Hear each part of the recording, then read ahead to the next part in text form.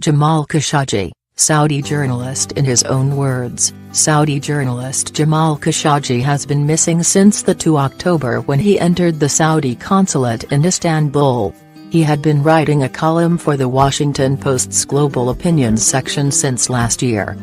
The newspaper has published his last article, a call for press freedom across the Arab world. The Washington Post said it decided to go ahead after accepting Mr. Khashoggi was not going to return safely. Read excerpts from some of his previous columns below. We Saudis deserve better, September 18, 2017. When I speak of the fear, intimidation, arrests and public shaming of intellectuals and religious leaders who dare to speak their minds, and then I tell you that I'm from Saudi Arabia, are you surprised? Under pressure from my government, the publisher of one of the most widely read Arabic dailies, Al Hayat, cancelled my column. The government banned me from Twitter when I cautioned against an overly enthusiastic embrace of then-President-elect Donald Trump. I have left my home, my family and my job, and I am raising my voice.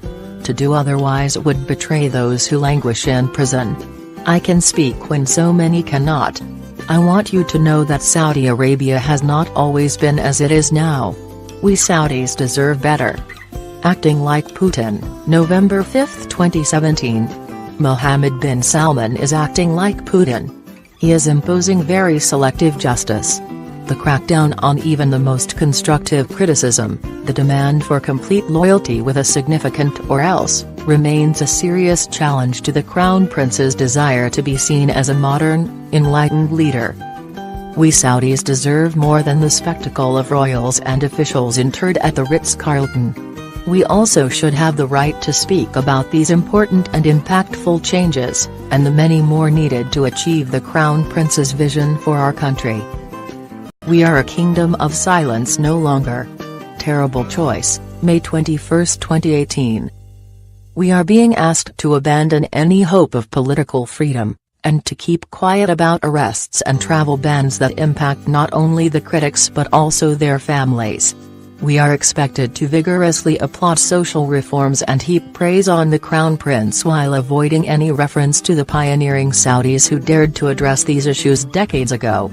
Is there no other way for us? Must we choose between movie theaters and our rights as citizens to speak out, whether in support of or critical of our government's actions?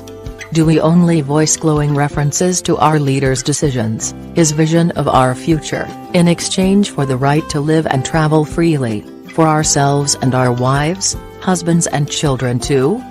This is the choice I've woken up to each morning ever since last June, when I left Saudi Arabia for the last time after being silenced by the government for 6 months.